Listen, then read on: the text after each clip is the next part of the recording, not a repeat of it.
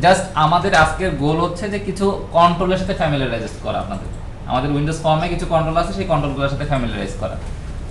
সেক্ষেত্রে আপনারা দেখতে পাবেন যে আপনাদের যে টুল বক্স আছে, টুল বক্সে অনেক ধরনের কন্ট্রোল আছে। আপনাদেরকে যে সব কন্ট্রোল আমরা দেখাবো এটা ভাবার কোনো কারণ নাই, আমাদের উদ্দেশ্য সেটাও না। আমাদের উদ্দেশ্য ভিজুয়াল স্টুডিওতে কিভাবে আপনি কোড করবেন ব্যাপারটা এরকম না। আমাদের উদ্দেশ্য হচ্ছে যে যাতে আপনি অন ট্র্যাকে উঠতে পারেন। সফটওয়্যার ডেভেলপমেন্টে যাওয়ার জন্য আপনার যা যা জানানোর দরকার বেসিক লেভেলে, সেই জায়গাগুলো আমরা এখন থেকে আস্তে আস্তে আপনাদের তৈরি করতেছি। মোস্ট অফ দ্য কেসে লার্নিং করবেন আপনি আপনার নিজের কাছ থেকে, আপনার টিমের কাছ থেকে। আমরা আপনাকে কিছু কিছু ছোট ছোট পোর্শন দেখাই দিব। যেমন এখানে আছে দেখেন টেক্সট বক্স।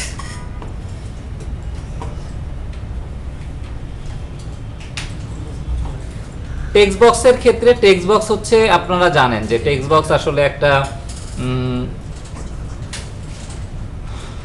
কি ইনপুট ফিল্ড সেজন্য ইউজ করে। বাট টেক্সট বক্সের এটাকে যদি আমি আরেকটু ব্রড সেন্সে চিন্তা করি, text box by itself is a object. Object কিরকম? আমি যে টেক্সট বক্সটাকে সরাচ্ছি, এদিকে নিলাম, এদিকে নিলাম, সো ফর্মের কোথাও না কোথাও তো এটা আছে, পজিশন করে আছে, এটা তো বুঝতে পারতেছেন। এবং এই ফর্মের যে সে এই পজিশনটায় আছে, এটা তো তাকে কোথাও না কোথাও রাখতে হচ্ছে ইনফরমেশন, এবং সেটা অবশ্যই কোড লেভেলে আছে। এবং এছাড়াও আর কি কি ইনফরমেশন আছে এই টেক্সট বক্সের কাছে, যেমন টেক্সট বক্সটা কতটুকু বড় বা কতটুকু ছোট, রাইট, লেন্থ কতটুকু আছে। আপনি কোন একটা ইনপুট দিলেন, ইউজার ইনপুট দিল, ইনপুটটা কোথায় থাকবে এটাও তো আপনাকে লোকেট করতে হচ্ছে। So text box by itself is an object. আপনি শুধু টেক্সট বক্সকে টেক্সট বক্স হিসেবে চিন্তা করলে হবে না। যেমন এই জিনিসগুলো, এই ইনফরমেশনগুলো আপনারা কই থেকে পাইতেছেন? Properties, right. প্রপার্টিজে যদি খেয়াল করে দেখেন, একটা টেক্সট বক্সের অনেক প্রপার্টিজ আছে। প্রপার্টিজ মিন্স যে টেক্সট বক্সের নিজস্ব বৈশিষ্ট্য কি কি আছে বা তাকে কিভাবে আমরা ম্যানিপুলেট করতে পারি, ওই জিনিসগুলো টুল বক্স থেকে আপনি পাচ্ছেন। আপনার নতুন করে নিজের কিছু লিখতে হচ্ছে না। এবং এখানে যদি আপনি খেয়াল করে দেখেন যে যেমন টেক্সট বক্সের সাপোজ 4 কালার কি, যখন আপনি কোনো কিছু লিখবেন ফন্টার কালার কি হবে, ব্যাক কালার কি, সাইজ কেমন, তারপরে হচ্ছে লোকেশন কোথায় আছে, যে 41/40।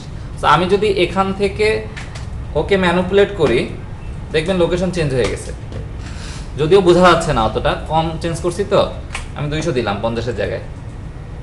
এবার দেখেন, সো আপনি হয় ড্র্যাগ এন্ড ড্রপ করে কাজ করতে পারতেছেন, অথবা প্রপার্টিজ থেকেও কাজ করতে পারতেছেন। রিফ্লেকশন একই, কোড থেকেও আপনি চেঞ্জ করতে পারেন। আমরা যদি আরেকটু খেয়াল করি, টেক্সট বক্সের কিছু প্রপার্টিজ আছে। যেমন অনেক সময় হয় না এমন যে আপনি নেম লিখতেছেন, আপনি একটা লাইনেই লিখতে চান, এটা মাল্টিপল লাইনে যাবে না। বাট কখনো কখনো তো এমন হয় যে অ্যাড্রেস মাল্টি লাইনে লেখা দরকার হচ্ছে, সেক্ষেত্রে এখানে প্রপার্টিজ আছে, খেয়াল করে দেখবেন। মাল্টি লাইন যদি আমি ট্রু করে দিই, তার মানে হচ্ছে আপনি তখন টেক্সট বক্সকে ইচ্ছা মতো এক্সপ্যান্ড করতে পারবেন, বড় করতে পারবেন। মাল্টি লাইন ট্রু না করলে সেটাকে আসলে এক্সপ্যান্ড করা যাবে না।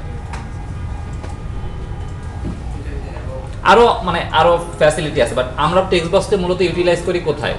ইউজার ইনপুট দিবে, সেখান থেকে ইনপুটটা আমরা রিড করব।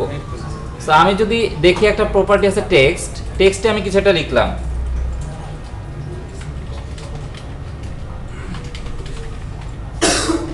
সাপোজ এই কথাটা লিখলাম, এখন এটা কোথায় দেখাচ্ছে?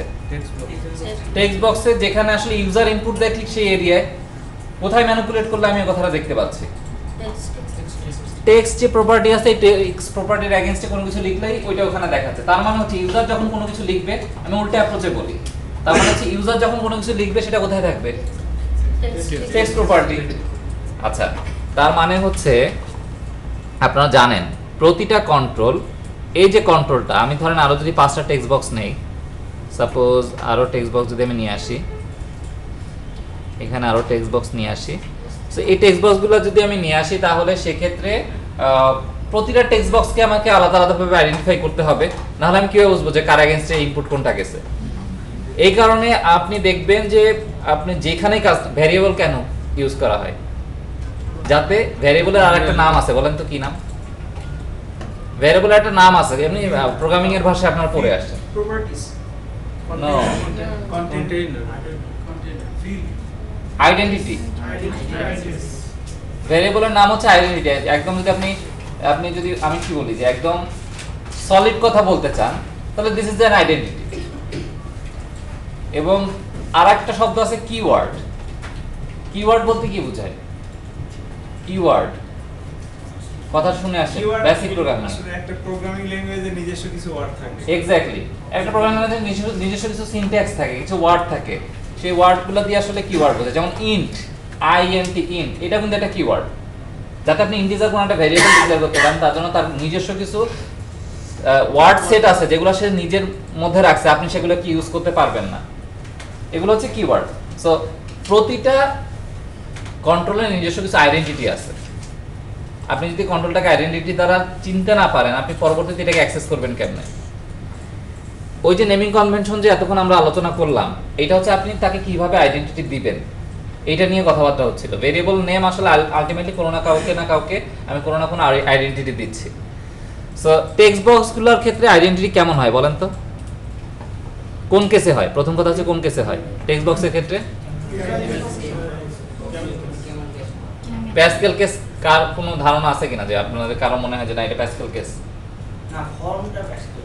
Form Pascal case, right? Class Pascal case, method plus Pascal case, properties Pascal case. Properties Pascal case example দেই, এই পাশে খেয়াল করেন। এগুলো হচ্ছে কি টেক্সট বক্সের নিজস্ব প্রপার্টিজ, এবং সবগুলা খেয়াল করেন প্যাসকেল কেসে লেখা। আপনি খেয়াল করে দেখেন সব প্যাসকেল কেসে লেখা। সো আমরা এই যে ক্যামেল কেসিং ডিফাইন করলাম যে প্রপার্টির নামগুলো প্যাসকেল কেস হবে অথবা ভেরিয়েবলের নামগুলো ক্যামেল কেস হবে, কেন আমরা এই ধরনের ডিসিশনে গেলাম? আমরা তো উল্টাও চিন্তা করতে পারতাম, প্রপার্টির নাম আমরা ক্যামেল কেসে চিন্তা করি আর হচ্ছে ভেরিয়েবলের নাম প্যাসকেল কেসে চিন্তা করি। সেক্ষেত্রে সমস্যা কোথায়? সমস্যা হচ্ছে যে ভিজুয়াল স্টুডিওর নিজস্ব কনভেনশন আছে। ভিজুয়াল স্টুডিও তার ভেতরে যে নেমিং কনভেনশনগুলো ফলো করে, সেটা হচ্ছে আমরা আপনাদের যেটা বললাম আজকে ওই নেমিং কনভেনশন ওয়াইজ। এই জন্য আমরা ওই নেমিং কনভেনশনে যাচ্ছি যাতে আমরা ভিজুয়াল স্টুডিওর সাথে অথবা C#.NET এর সাথে অ্যালাইন থাকতে পারি তার নেমিং কনভেনশনের সাথে। সো ফর দিস রিজন ধরেন আমি এখানে তিনটা ফিল্ড নিলাম, ইউজার ইনপুট দিবে এবং আমি সেভ করে রাখবো।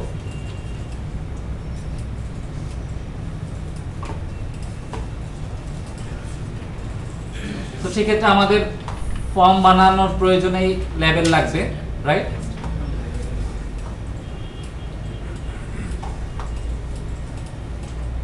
সরি,